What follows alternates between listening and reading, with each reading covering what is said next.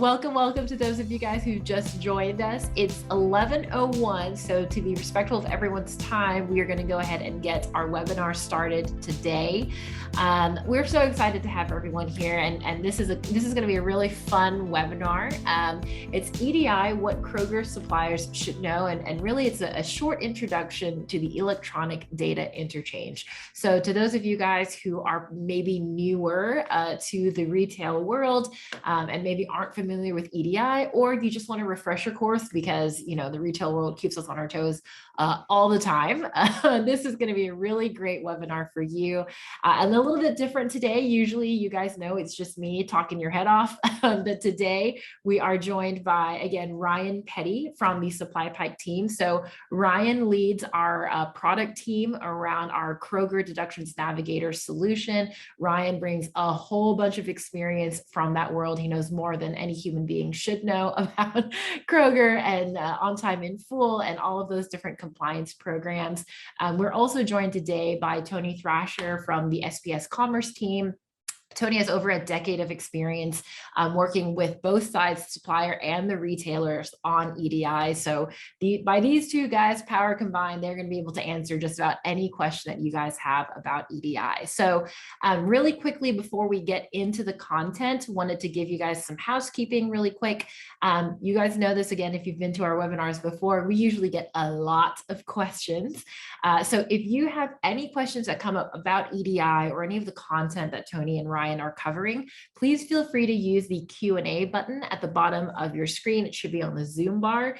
Feel free to submit those. I will be monitoring the chat as well as the Q&A session. And then I will also be kind of, interspersing questions between Tony and Ryan's content. And we'll also have time at the end to kind of go through more general discussions later on. So, if you guys have not heard of Supply Pike or SPS Commerce before, thought we would give you a very quick introduction of who we are.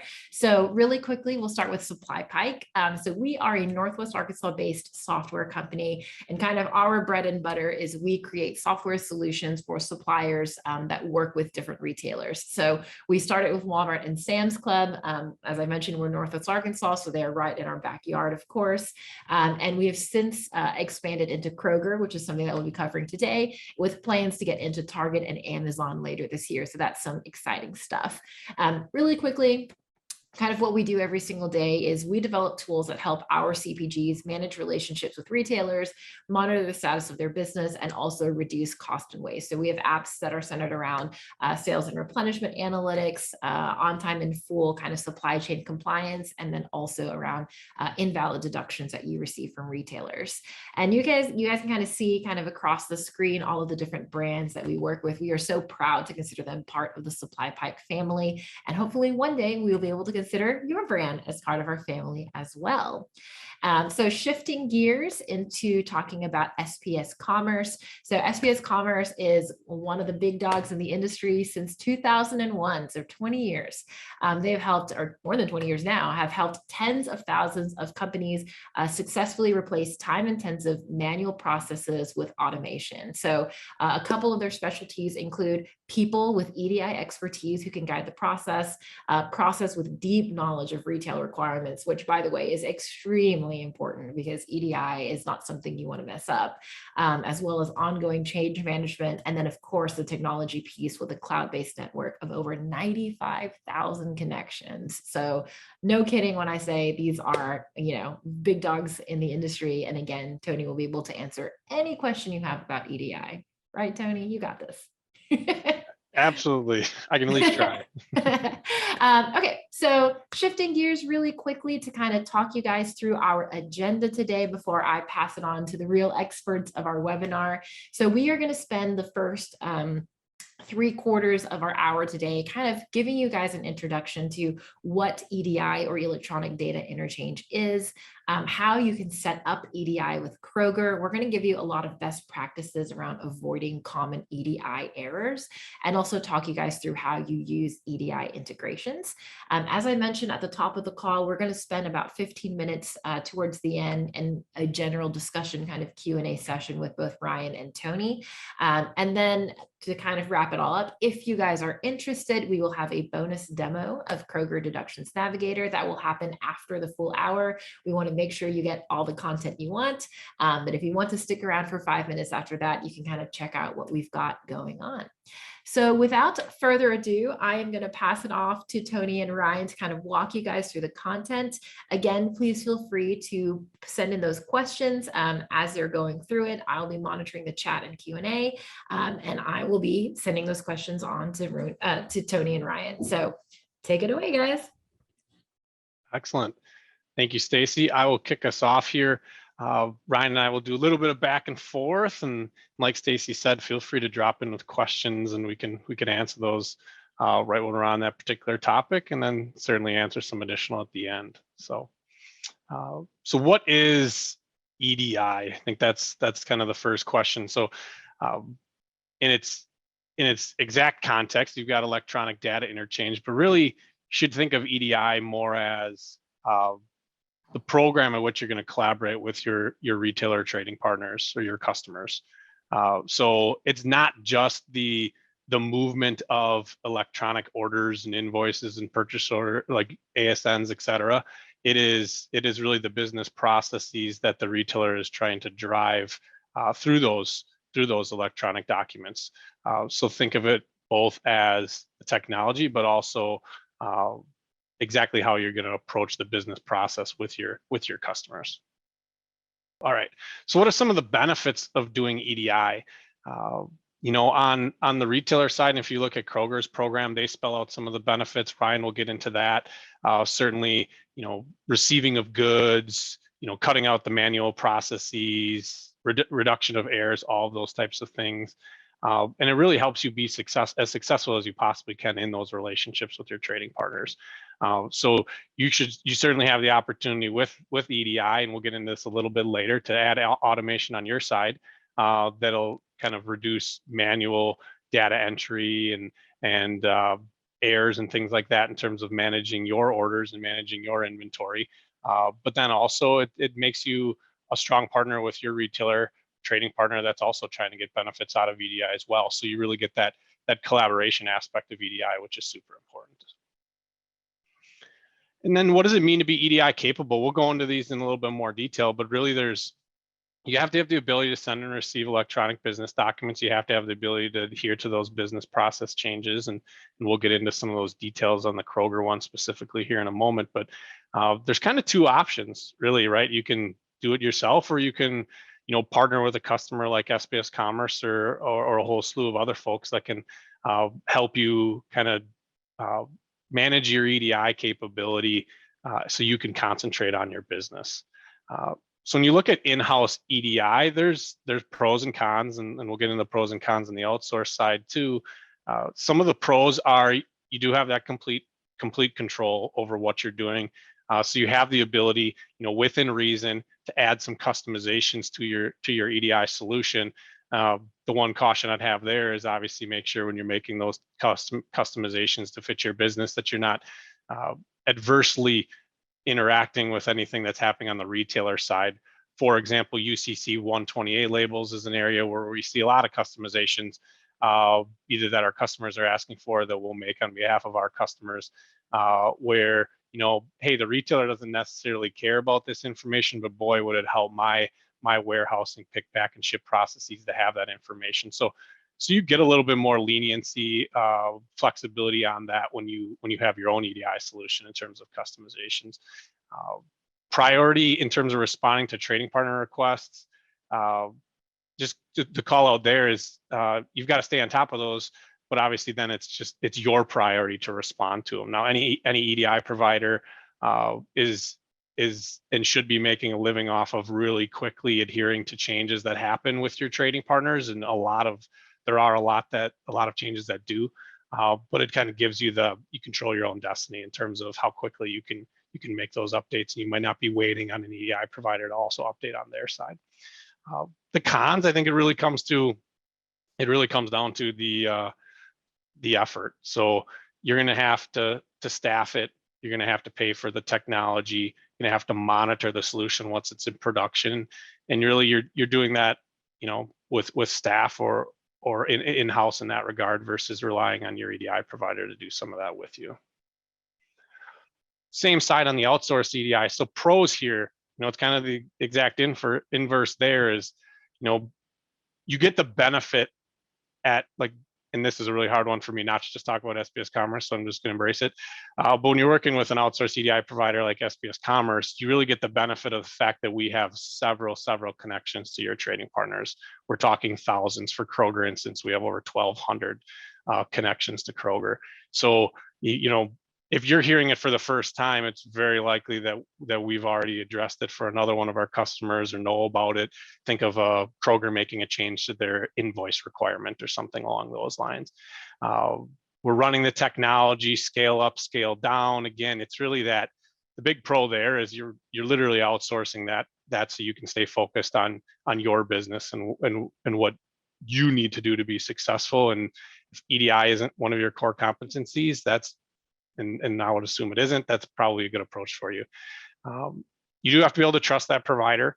And there is some nuances to what providers will actually provide. I have at the very bottom bullet point there, managed service versus full service.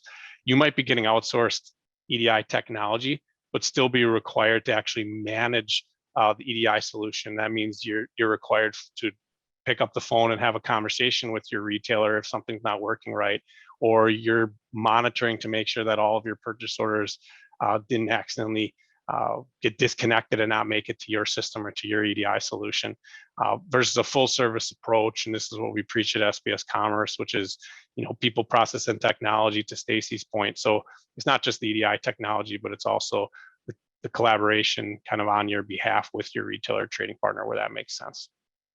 I've got a quick question for you, Tony. So yeah.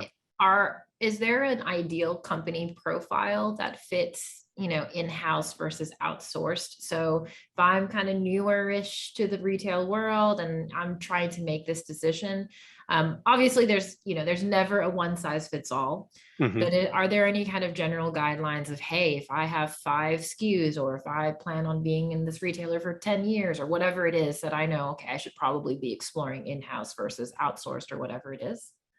Yeah, good question. I would say that for sure we see those, the folks that we see do in-house and do it well are going to be your larger suppliers. So, the folks that have the resources to staff and do some of the things we were talking about on the previous slide. They've kind of got a core competency, probably were even doing it before outsourcing was such a trend, right? So it's not as advantageous, but really those small, medium-sized businesses, the benefits of being able to outsource that to someone and not have to staff it and worry about it and just concentrate on your business, the partnerships with your customers, more sales channels, et cetera. So definitely we see the vast majority of folks that are doing in-house and doing successful are those larger companies. Super helpful. Thank you. Great question. Thank you. So choosing an EDI provider, and if you go on the Kroger EDI portal, which we'll talk about, they actually, have a bunch of recommended providers. SPS Commerce is one of them, with a slew of other folks. But when you're looking at an EDI provider, here's just some questions. I won't read through them verbatim, but just some things to pay attention to. Like, if you're outsourcing a critical part of your business, are they going to be focused on your needs and ultimately making you successful and really treating it like they're a part of your business? How quickly they can add new trading partners goes hand in hand with the ability to grow your EDI solution. I think everybody on this call is hoping that they're larger next year than smaller. So you're going to have more trading partners, more fulfillment models, more things to keep up with. So you'll be advancing your systems, getting with a provider that can kind of stay with you that whole maturation curve and whole growth of your business, I think has some advantages as well as you establish a relationship. So I'm going to hand off to Ryan for this portion. He's got a few slides here, and we'll just start diving into some of the Kroger specifics. Yeah, thanks, Tony, and thanks everybody for joining. So we'll pass it back to you shortly, Tony, but we want to talk about, some kind of implications of the process of EDI for Kroger suppliers and, some common impacts that we see in this related to this EDI process. So just to sort of set the stage, we have some official statements from Kroger documentation regarding EDI. But the short version of this is that EDI is required to do business with Kroger and sell product in their stores.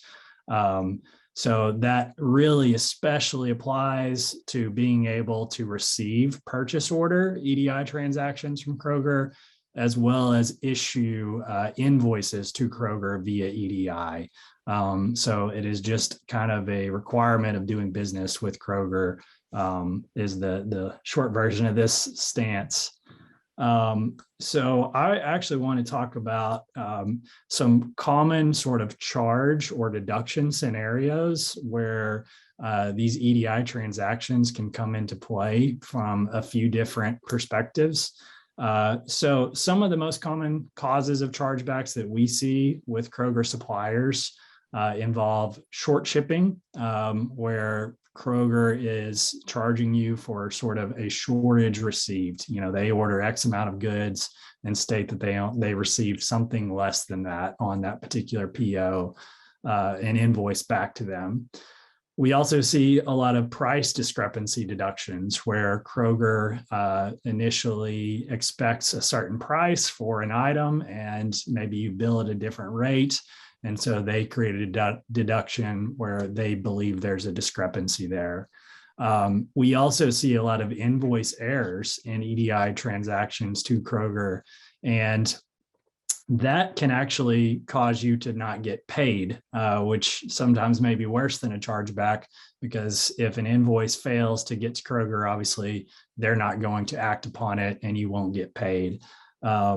There are also requirements around advanced ship notices or ASNs. So if the ASNs are not getting submitted or they contain incorrect information, you can also receive charges related to that transaction from Kroger. So kind of continuing on this theme of these common chargeback types, we have listed out some relevant EDI transactions where you really want sort of immediate and clear access to this EDI information to be able to investigate these charges.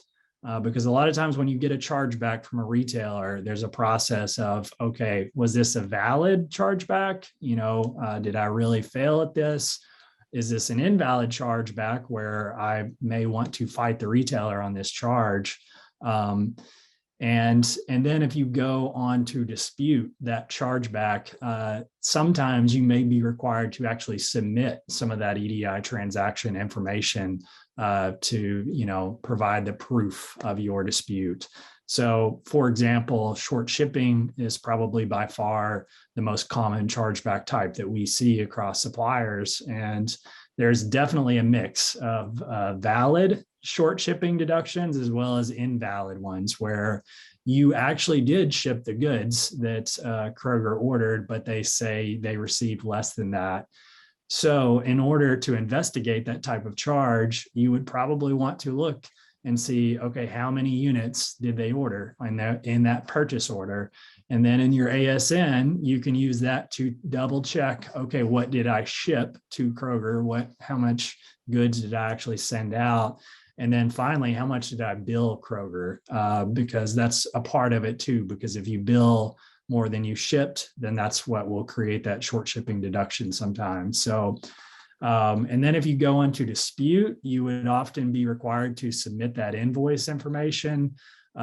So that's just an example of where you really want that EDI data to investigate, validate, and then potentially dispute that deduction.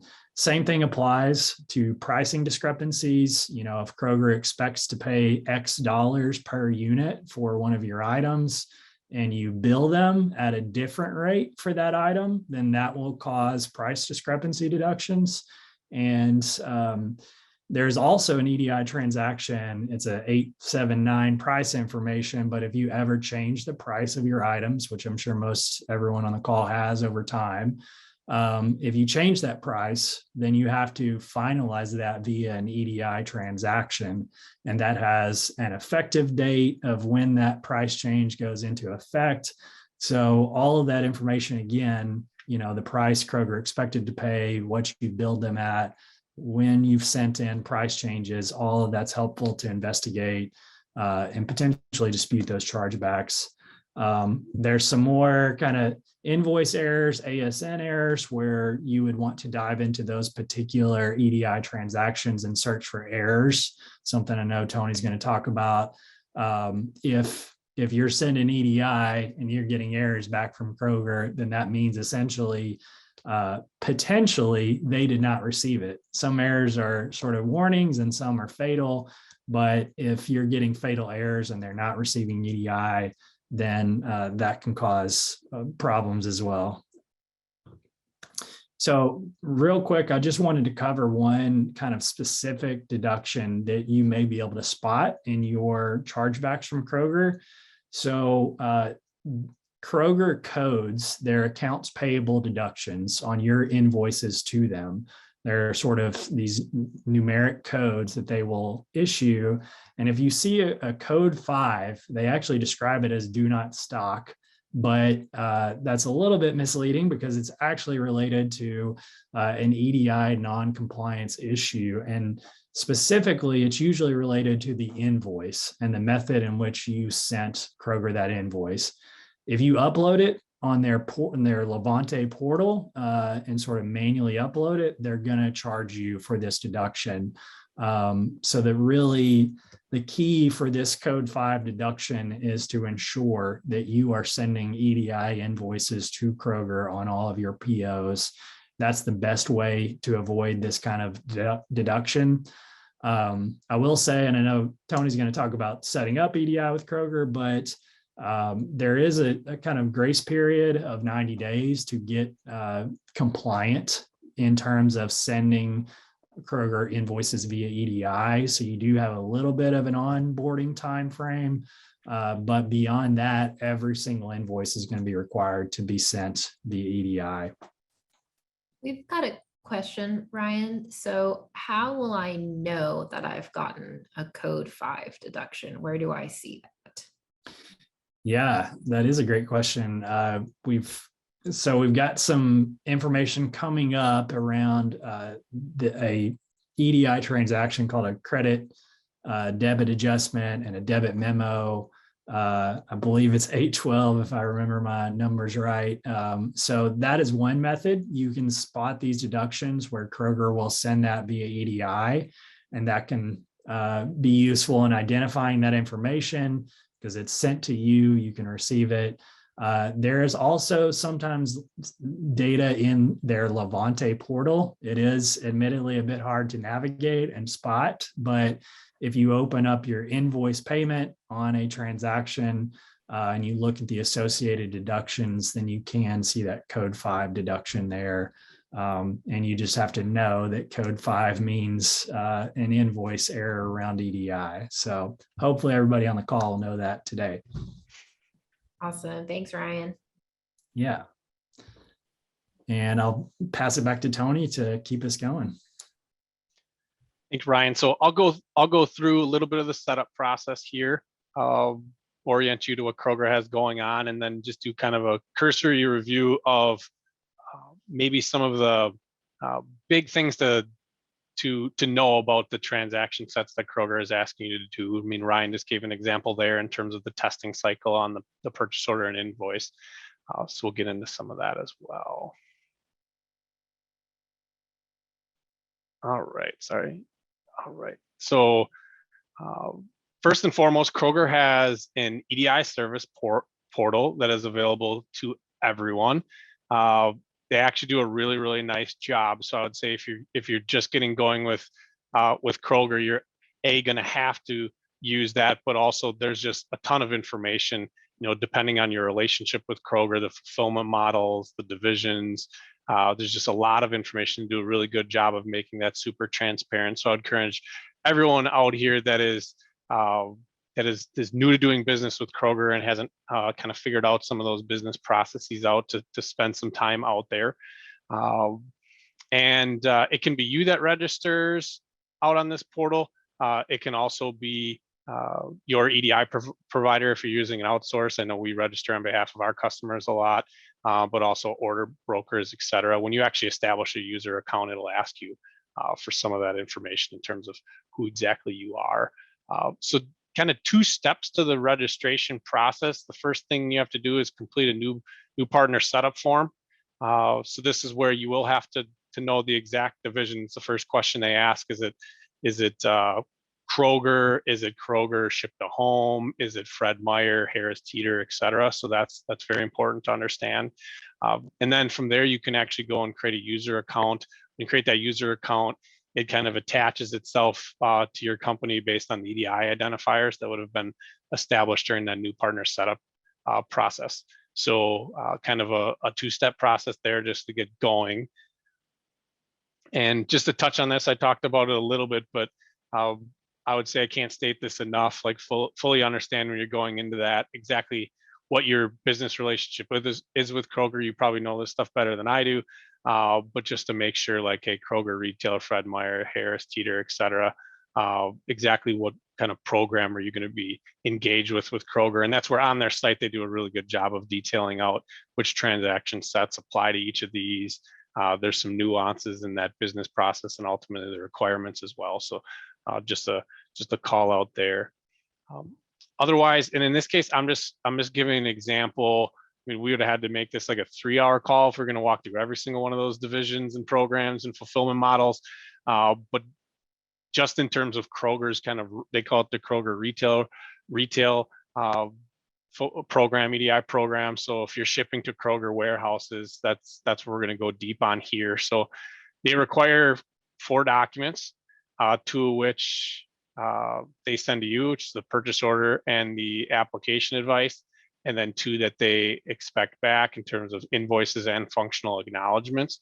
So we'll go into a little bit of detail on all of those documents.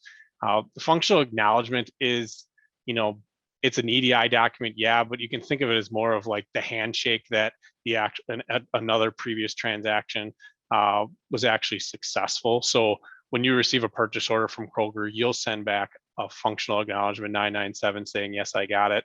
And then when you send them an invoice, they'll send you back a 997 and say, yes, I got it. So that's kind of just the handshake confirmation that one of those previous documents was actually exchanged. And then on the right-hand side, there's some of these additional documents, and Ryan started talking about the debit credit memo there. This is one that Kroger, recommends, if you will, that you try to get on the ASN program, that you receive debit credit information, so that when you have a deduction, like Ryan was just walking through. Remittance advice has a couple of flavors, which we'll get into, and then the pricing information piece as well, which they expect from their customers, or their suppliers rather. So Kroger does have a decent amount of documents that they support in comparison to our other trading partners and retailers that we work with at SBS Commerce, but they do a really good job of documenting it and having a purpose for each one of those, and makes it really easy on their customers to opt in.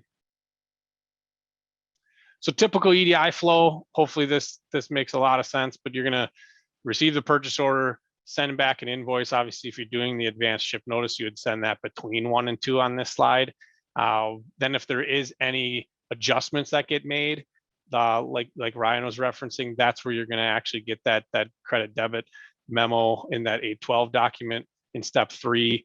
Then Kroger will send you a memo in terms of the remittance details prior to actually making the payment to you. And then 5 is kind of hanging out there because this is where we get into the notification of errors with that application advice, that 824 document, which Kroger uses, which they use quite a bit. And I would say that there's not a ton of retailers that really use that. So that 824 adds a little bit of uniqueness to the Kroger program, but they do a really good job of communicating through it. So just keep in mind that that's going to be a critical document to know if anything in steps 1 through 4 is off kilter, or you get one of those fatal or warning errors from Kroger. So just go a little bit deeper here. I'm just going to walk through some of the nuances, if you will, or maybe just things to pay attention to. This information is coming from their EDI website that we referenced earlier, but also just tapping into some of the experiences we have at SPS Commerce and some of the information we've gathered doing several of these connections with Kroger. So like Ryan said, every EDI purchase order must have a matching EDI invoice. So that's extremely important. All testing is going to be done within 60 days of your first purchase order, which we just walked through. The Duns and Bradstreet number on your ship twos is going to be very important. That's ultimately how Kroger knows whether to issue your payment or not. So if you don't get that right, so what this basically means is when you're sending the invoice out, that Duns number, which I think they have eight characters there, and then they've got a four-digit suffix on the back end of that needs to actually match up with the location that the goods were received. So if you accidentally send it to location X, but your invoice is issued for location Y, it's not going to match up in their system. You're not going to get paid, and you're going to be asking why. So that's an important piece. And then just again, another note on the 90 days. If you don't get an invoice within that 90 days of the actual receipt of goods, whether it be EDI document not making in there, or you're asking them to do a manual process because something went wrong with your EDI capabilities, then you're going to see that 1% charge back, or 250, depending on which one is greater. Then the debit memos. So this isn't a required document, but I think they encourage folks to use it for that visibility into any deductions or adjustments that are taking place. They'll issue this if an adjustment takes place. If it doesn't, they'll just issue that 820 if you're signed up for that. Otherwise, make payment. So there's two ways of really getting this information. It looks like maybe they previously were including this in email and things like that, but now it's really that Levante portal, like Ryan says, if you check up on that. Otherwise, it is signing up for the 812 document. And there's no cost to sign up for the 812 document. I know at SPS Commerce, we don't charge anything extra to do that. So I'd encourage folks to sign up for that. And I don't think it takes Kroger more than a week to actually get that processing out to you. But you can get that document and either interface it by going to the Levante, or if you're using an EDI provider, like SPS Commerce, you would just log into your product with that EDI provider, and you'd have the 812 at your disposal as well in terms of what's being sent to you from Kroger. Yeah, and Tony, I was just going to chime in and mention too that, I know a big pain point from talking to Kroger suppliers, and especially the sort of AR specialists and the people dealing with the finance and accounting, reconciling a lot of those charges from pulling the info out of a portal and then trying to apply it to your books kind of manually can be a very tedious process. So I've definitely learned to appreciate, the EDI transactions sent to you, because that's sort of automatic, and your systems can actually apply that information to your books rather than a person reading through a website trying to reconcile records across two systems. So, right. Yeah. And I know just looking at the several connections that we have with our customers, so vendors and Kroger, I would say this is a fairly underutilized document. Like, obviously everyone's doing the purchase order and invoices. So I think there's an opportunity, even if you are already doing EDI, think critically about whether you should opt into this and the value that you can get out of this document.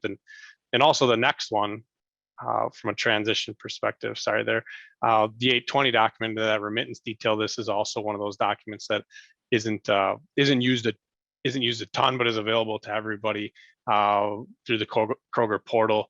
So the 820 is really going to allow you to see what payment is being sent to you. Now, there's two different flavors on this one. From what I understand, is if you go all the way to actually set up and be a part of the EFT program, so the electronic funds transfer program, they'll actually get you set up to do a direct payment to your bank, which means that you wouldn't receive the 820 EDI document. That document would actually be packaged along with the payment details to your bank. So you'd actually get that 820 document from your bank yourself, because they do send that detail along with the payment. If you aren't in that EFT program, you can just sign up to get the remittance details via EDI. I think there's a 5-day setup period there. You can see in the second bullet point. So again, like Ryan said, I think there's a lot of advantages to have this as well, and it replaces any type of paper record in terms of what payment is being taken place. And then lastly, the advanced ship notice. I think the advanced ship notice is used by a lot of retailers. Kroger doesn't use it, doesn't require it, which is, I would say this would fall in the bucket of like, it's probably a matter of time before they do. So keep that in the back of your mind when you're weighing whether you should adopt it or not. Along with the advanced ship notice, the actual EDI document, there is UCC 128 labels that are required if you're doing the advanced ship notice. Obviously, this is so Kroger can automate the receiving process on their side and actually just scan the pallets as they come in, versus doing any type of paper reconciliation. They refer to them as license plates. It's not uncommon for retailers to do that. And then this one is a little bit of a nuance. So Kroger said it takes about 90 minutes for them to actually digest information into their WIN system, which is their warehouse management system, I assume. So that means that when you're sending the ASN, it must be sent at least 90 minutes prior to the truck. So they'll actually do an evaluation phase to validate that your location isn't so close to the Kroger location that it makes sending the advanced ship notice more or less a waste of time. So as long as you're able to get that advanced ship notice out 90 minutes prior to the truck arriving at Kroger, they can consume that information, and then that automates the receipt of those goods. So it does sound like they have a pretty good kind of evaluation phase where they'll run things in parallel for a period of time and just kind of check you off ship from location, ship from location, to make sure that everything's working on their side, and then you go to their production phase with the advanced ship notice. And I was going to just back up something you said in terms of, Kroger maybe requiring that in the future. And I know, Tony, across all the different retailer partners, that is a requirement with some retailers. And one thing we've seen with Walmart in the last year or so, they began requiring ASNs on every purchase order. And so that was the initial requirement. And then shortly after, it became a chargeback if you do not send an ASN. So they pretty quickly moved to sort of penalizing not sending that information on every PO. So a lot of times when we see Walmart make a move, other retailers are soon to follow. So. Right. Now, I'd venture a guess for the folks that are on this call, if they're doing EDI and doing it with other trading partners, you're probably already doing the 856 because of a requirement from another retailer like Walmart, to Ryan's point. So avoiding common EDI errors, I think, generally speaking, EDI is obviously a very critical function. So, missing an order, getting delayed payment. We gave you examples on how not adhering or having some issues with the EDI program with Kroger is going to result in some payment issues, but also at a larger level, it just damages your relationship with your customers too. So staying on top of EDI compliance and making sure that, we still hear from customers or folks that are coming to us for the first time more so is, hey, there was a period of time where I didn't even know that my EDI system was down. Like I didn't even know that I was missing these purchase orders, and then you just miss out on the time and inventory allocation to satisfy those orders. So it's obviously a big impact to the business. So Kroger, we've mentioned this a few times. So Kroger does leverage the 824 document quite a bit.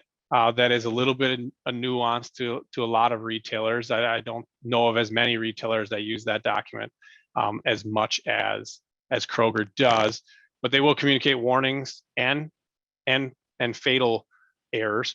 So those warnings are usually more like Kroger can figure out some way of correcting it and doing it on their own, but they don't want you to do it again, versus those fatal errors are things that you absolutely need to pay attention to in the moment. Here are some examples of what 824 documents we sent to you for. So Ryan, you mentioned the price change rejections, obviously any type of errors that would occur in an invoice or an advanced ship notice, even promotional announcements. So syntax errors, I think they'll probably communicate those both in the 997 and an 824, depending on how bad the actual syntax error is. So just again, you can see the link there below. If you go on the Kroger website, you'll see a list of all the error codes and all the various things that they can communicate to you. It's pretty robust, but just know if you're working with Kroger, you're going to want to support that document. You want to pay attention to what's being communicated in it. Just some high level, best practices in general is, like we were saying, is you want to be on top of those errors. You want to be on top of your trading partners, in this case, Kroger's policies, the business processes that go along with the EDI transactions, and changes to those as well. So retailers are making tweaks to their EDI programs all the time. I think at SPS Commerce, we saw over 9,000 of those alone last year. That's a big number. So, just stay on top of their EDI program, and, making sure if you're working with a provider, obviously they'll be in partnership with you to help you inform, or even in some cases take care of that for you. So dog like that slide, I don't blame him. That was a good one. All right, so EDI integrations here, using EDI integrations. So this is maybe, not as much focused on Kroger, but more of, how can you think of EDI and applying it to your business and your business system? So, we see EDI integrations all day long. It's one of our bread and butters at SPS Commerce, but we're integrating that order to cash cycle, if you will, in our customer systems, because they're trying to reduce manual data entry and errors and labor to have to do some of those things. So integrating with all of the ERPs that are out there, order management systems, inventory management systems, warehouse management systems. So if you're running your business on systems, there's an opportunity to align those systems with your EDI program and take some of the manual work out of your side. So here are some of the pieces that are just talking about the manual process, the reduction of errors. We usually see customers, at some point in their growth cycle, they get to the point where it's like, hey, I either got to add staff, input more of these orders, whether they're direct to consumer orders on behalf of a retailer, whether they're wholesale orders with a retailer, but actually getting those into their system so they can run their business, run your business processes. Usually there's that inflection point where we start seeing folks want to tap into automation. And here's an example of that with Lily Sweets. They're a customer of ours. We do a lot of integrations into QuickBooks for getting those purchase orders created as sales orders into your QuickBooks account, and then automating the EDI 810 out of your QuickBooks processes.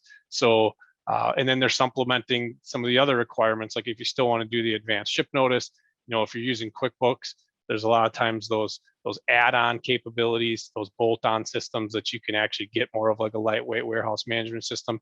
But if you're not doing that, you're not using that to run your business, you can also supplement some of those other EDI documents, which QuickBooks isn't going to be able to integrate with using your EDI provider. So you can get those remittance information, or the remittance advice information, the credit debit information, create an advanced ship notice, et cetera, through your EDI provider, which will work really nicely with your QuickBooks system, which is purchase order invoice capable.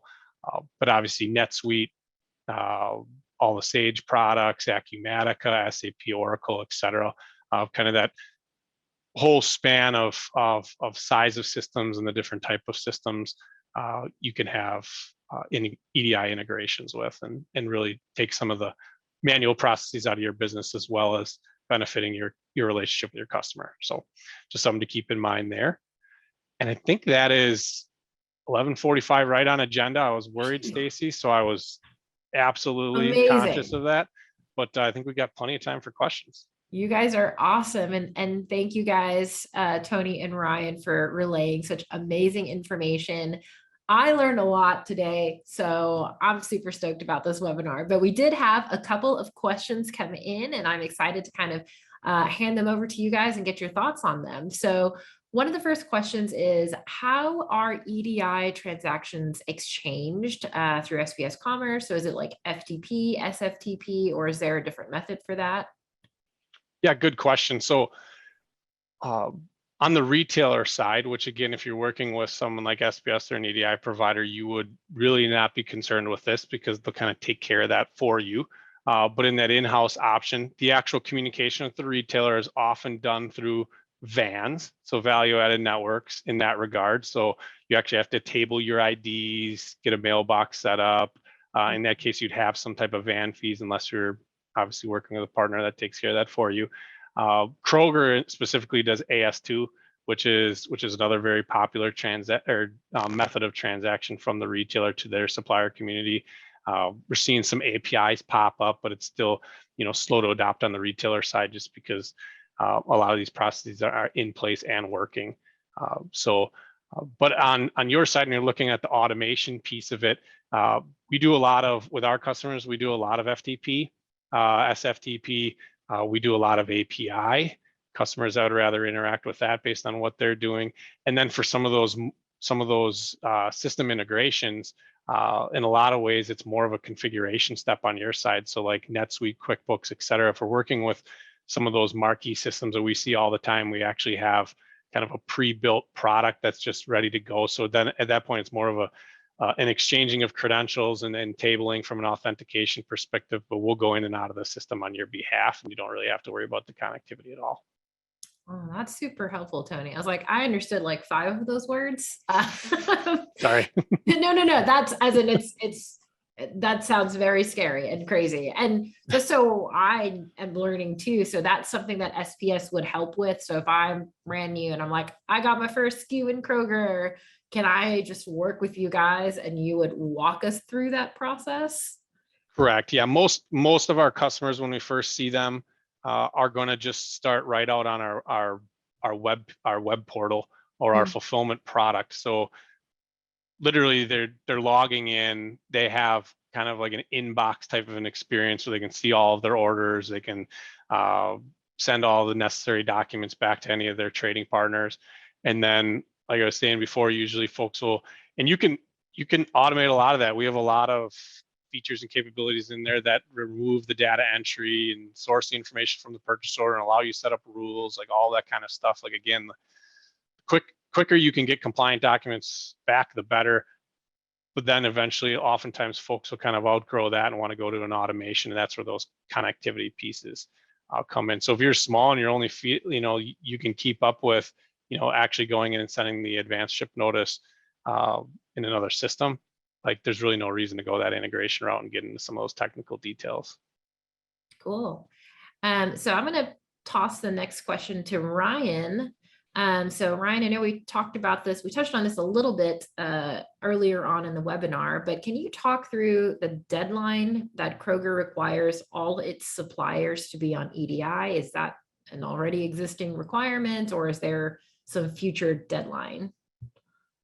Yeah. So, and in the slide deck too, I know there's a link out to Kroger's EDI portal, and that's where a lot of this information is directly coming from. It contains a lot of their EDI kind of requirements and deadline specific. So that the one that has really stuck out in my research is, of course, receiving the POs, but also sending the invoices directly back. And that's where they do mention a 90-day kind of deadline after becoming a Kroger supplier.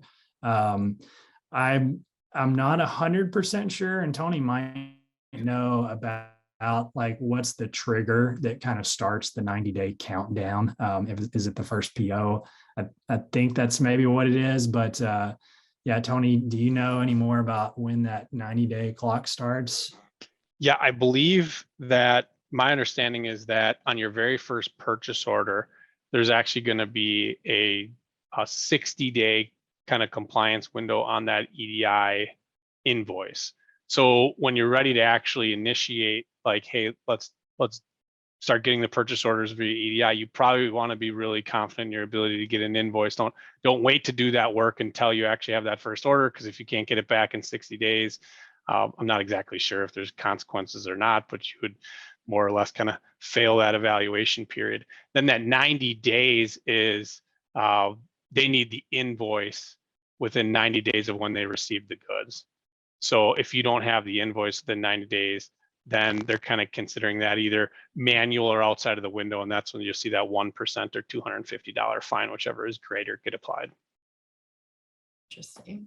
So is this something, Tony, that you would recommend that suppliers start looking at getting their EDI connection set up before you even receive the first PO, just because you don't have much time, it sounds like. Yeah, and if you're receiving your first purchase order, that's where I really do think like a EDI provider type solution like SPS Commerce becomes very advantageous, because you're set up for the purchase order. Like I said, we have 1,200 suppliers that are already doing business with Kroger in our systems. So you're going to be set up with that purchase order and be ready to go on an invoice that we know for sure works. It's just a matter of then getting that purchase order, which you'll be notified of, and then going in and sending the invoice via the system. And even if you're looking to jump into automation, we still encourage that with our customers. Let's get you compliant, let's get you rolling, and then let's work on the automation once you're already kind of protected from that onboarding phase or that 60 days. Super helpful. So we did get another question, guys. And I think, Tony, this is probably your realm a little bit more, but I am an SPS Commerce customer. Yay, love to hear that. And I receive POs for Kroger, but I don't have the option to create ASNs. So are ASNs required for Kroger the way they are for Walmart? And how do we get access to that feature? Excellent. Yes. So the ASN isn't required from Kroger right now. So that's why you more than likely don't see that set up on the SPS Commerce side. Now, if that's something that you want to take on, it sounds like what Kroger wants to do is kind of reach out and say, hey, I'm interested in doing the advanced ship notice with you. I don't know. I honestly don't know if they're proactively reaching out to some of their suppliers. I did check in the other day and just see how many of our suppliers are doing ASNs, and there's some, I would say 1 out of a dozen, but not a ton. So I don't think Kroger is pushing it super hard right now. But I would imagine that you can reach out and say, hey, this is something I'm interested in. Like I talked about in the deck, they do seem to do a fair amount of hand holding, if you will, during that evaluation phase, because they are very conscious of that 90 minutes. So they'll probably want to know in more detail, okay, where are your actual ship from locations, and what's the transit times to actually get there, because they know if it takes them 90 minutes to get that ASN in, and you're sending it and the truck is getting there in 45 minutes, then now they're actually probably worse off than they would if they had that kind of packing slip paper approach right now that they do in their pallet receivings. So that's the reason why you wouldn't be seeing it right now. And if that's something you want to explore, you can reach out to us, and we'd be happy to help facilitate some of those conversations with you and Kroger. Awesome. Thank you, Tony. I was just, Stacey, sorry, real quick, one further point, as far as ASNs and helping with chargebacks, when you have a short shipping deduction, again, Kroger received less than what they ordered, and a great sort of validity check to figure out, is this valid or not, is referring to that ASN. How much did I ship out? And, if you did short ship and you have this deduction, then this is a valid deduction and you can move on from investigating that. But when you did ship in full and they didn't receive it in full, then you have a trigger to go and dispute that. So an ASN is a very quick sort of validity check on those shortage deductions, which is the biggest deduction type that we see among Kroger suppliers. Thank you, Ryan. And perfect segue talking about deductions. So we did get another question. We've talked a lot about kind of Kroger's, statute of limitations, so to speak, around getting POs and getting invoices sent and all that good stuff. Is there a time frame to address deductions? The supplier has worked with Walmart. They know that the statute of limitations is 2 years. Is that the same for Kroger? Can you advise on that, Ryan or Tony? Yeah, I think I can handle that one. That's a good question. So it is less than Walmart. So with Kroger, it is 180 days, so about 6 months from the date of the deduction. So whenever they sort of take that deduction on their payment, you can add 180 days to that payment date, and that is your sort of window to dispute. And just initiate the dispute. You don't necessarily have to complete the dispute. The clock it relates directly to when you start that dispute. So 180 days. So you don't have as long with Walmart. You kind of have to keep, paying attention to those charges before you lose that opportunity to dispute. Yeah. Thanks, Ryan. And so once the 180 days pass, if the dispute has not been initiated yet, does that mean that it's closed to the supplier to address? Essentially, yes. Okay. Ticking time bomb a little bit. Yeah, their portal will just give you a nice message that says you've exceeded the window, and that's about it. So yeah, it becomes expired at that point.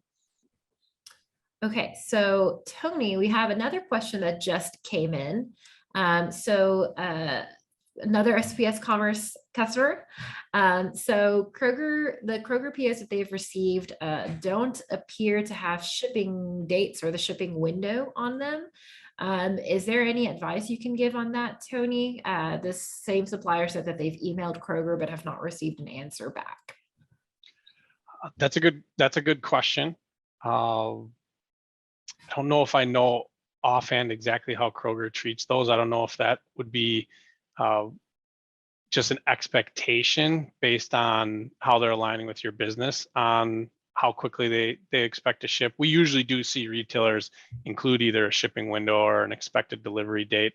So that might be something that you'd want to follow up with whoever has that relationship with Kroger to see if there's anything specifically outlined in your relationship with them in terms of when they expect the goods to be sent. Is that, Tony? And sorry, my experience is more on the Walmart side, so I'm learning a lot about Kroger today. Is that something that they could potentially review, like in their contract with Kroger, maybe just as a resource? That's where I'm thinking it likely would be. Okay. Like I said, it is even probably the fact that there's a question is usually you will get a date on the actual advance or on the purchase order that either reflects what that contractual agreement was or is the contractual agreement for that particular purchase order. So I could attempt to do a little bit more digging, but I don't know offhand exactly how Kroger handles that with their purchase orders. I can add a little bit. I would say try to figure out if you can view the ORAD date. That stands for original requested arrival date. And that's sort of Kroger's due date at their DC. So that's when they expect delivery by. And I know that if you deliver beyond that date, then you are at risk of receiving ORAD charges or late delivery charges. So yeah, ORAD is what I would look for on each PO. But I think there's also a process where surely you should be able to kind of say, I need this much lead time from when I receive the order to be able to deliver it on this date. And that's probably in the contract or just in your negotiations with Kroger Logistics. But ORAD date, I think, is that due date that you might want to look at. Awesome. Thank you, Ryan. Okay, so we're right at time, but I have one more question. Hopefully it's a quick answer, Tony. So if the supplier is using automation, are there standard flat file formats or mappings that should be used for SPS Commerce? Yeah, good question. So depending on your system, of course. In some cases, like I was saying, some of those marquee systems, QuickBooks, NetSuite, et cetera, the formats are kind of abstracted away from you. We're just using the native format for that particular system and then doing the mapping. Otherwise, we do have a bunch of different flavors of standard file formats, if you will. We have an XML, we have a CSV, we have a JSON, we have flat file, and those are actually all available if you sign up on our Dev Center. So developmentcenter.spscommerce.com. You can actually download those and take a look at those. That'll give you a really good starting point, really good kind of, this is what's going to generally work for a lot of your retailer trading partners. And then when we actually get into testing and connecting with your specific trading partners, we'll find any nuance that might not be represented in those standard layouts. Thank you so much, Tony. So we are right at time. Tony, would you mind, or Ryan, would you mind switching over to the next slide really quick? Just wanted to share our information. If you guys ever need to reach out, we are real people. Those are our real email addresses. Send all your questions to Ryan, not me. I'm kidding. Send all your questions to us and we will be happy to respond directly to you, or at least point you in the right direction. So thank you guys so much for for your time. I know we're a couple of minutes over. We really appreciate it. And thank you, Tony and Ryan. You guys were amazing. You answered so many great questions. Hopefully this was valuable for all of you guys. Like I said, I learned a lot today, so that's always a fun day. Again, if you guys have a couple of minutes to hang out with us after this, you are more than welcome to stay for a couple of minutes. Ryan will be walking us through the SupplyPike Kroger Deductions Navigator tool to kind of talk about how you can fight those deductions that both Tony and Ryan talked about. And I will go ahead and pass it off to him for now. Yeah, awesome. Well, thanks everybody for staying with us. And so, you know, we've talked a lot about sort of systems, everything from your accounting systems and warehouse management systems, and obviously your EDI. And so what SupplyPike does is sort of, you know, we're not an entire accounting system. We don't do the EDI, but where we fit in is to help you identify your Kroger chargebacks and deductions and really sort of put those front and center, because obviously those chargebacks are taken right out of your bottom line and reduce how much you're earning from these retailers. So our focus is to kind of automatically extract the Kroger chargebacks and present it in a clear way so that you can analyze how much in total chargebacks you're receiving, so that you can track your deductions by status. So if you go out and dispute some of these chargebacks, you can see how much you have in sort of statuses in progress or disputed successfully or denied. As well as sort of group your charges by sort of reason, let you see trends over time, let you track it down to the item or division level. So a lot of sort of clear visibility into what's the major source of your deductions from Kroger. And so that's kind of the high level analysis that you can get very quickly out of our app. And then beyond that sort of visibility, we want to help you actually dispute these charges and recover this money that was taken sometimes improperly or invalidly. So coming over to our deductions view, this is where you can actually sort, search, and manage, export all of your chargebacks and see it in kind of a clear manner. So I can sort by any of this information here that we see. We can see the code and the invoice, the PO number, the item that this deduction was related to. It's also sort of bucketed into, these are my actionable deductions that are still in that 180-day window that I can dispute. You can track it to sort of the deductions that are being disputed, that are in progress. And then obviously track it all the way to sort of paid back or denied. So a sort of clear task list view to search, sort, and filter through all of your chargebacks that you're receiving. If you wanted to see sort of all the shortage related deductions, you can quickly kind of filter down to that. So just as an example. And then what we also do is we can actually pull in your shipping documents. If you're receiving shortage deductions, a lot of times to dispute those charges, you may need the proof of delivery to show that you did in fact ship in full. And so we can automatically pull in your shipping documents, tie them to these deductions, and essentially tee this dispute up for you to, with one click, submit this dispute to Kroger and aim to recover this invalid deduction. We also have been working with SPS Commerce on a partnership to pull in your EDI information directly to these deductions as well, so that those invoice copies, those ASNs, those POs, all those documents that are helpful to kind of investigate, is this a valid charge, and potentially even include on your dispute to show Kroger that this is an invalid deduction and you should get this money back. That's the type of integration that we're working on with SPS Commerce, so we can automatically pull that in. And I did want to mention too that something I'm excited about, but you can also bulk dispute even. So if you select sort of all of these deductions, you'll have ability to add documents, to edit descriptions, and to bulk dispute these deductions so that you can do that kind of with one click, save a lot of time and recover some money. So the idea is to keep you out of Levante and to quickly be able to process these deductions, dispute them, and earn that money back. Thank you so much, Ryan. We have two quick questions. First question is, does this deduction software also work with CNS and Walmart? So we do work with Walmart. That's definitely where we kind of got our start. So we have a very mature solution and work with a lot of different Walmart providers already, or suppliers on disputing.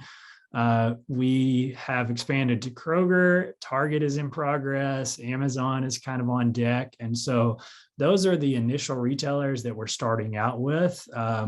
We do also have a document explorer solution so that for any other retailer, we can still automatically pull all of your shipping documents and tie them to that retailer's POs in a searchable, sort of easy to use interface.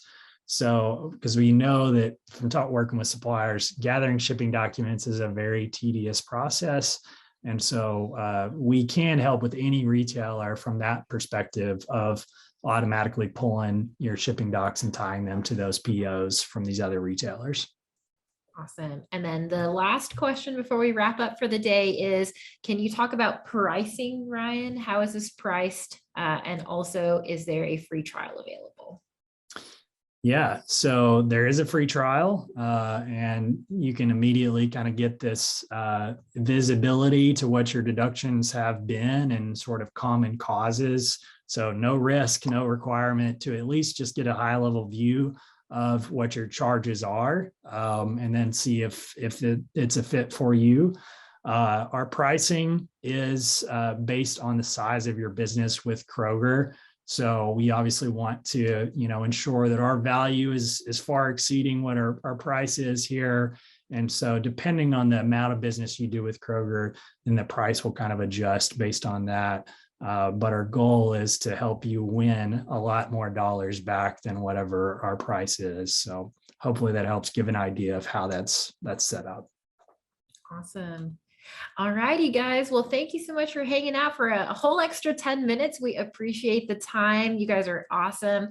As always, you guys know if you ever need to reach us, feel free to reach out directly to myself or Ryan or Tony. We will be sending a recording of this webinar as well as the slides after we get off the call today. So again, feel free to email Ryan. I'm kidding. I like to give him a hard time. And we will be here to help answer any questions questions you guys have, and hope everyone has a wonderful rest of the week. Thank you guys.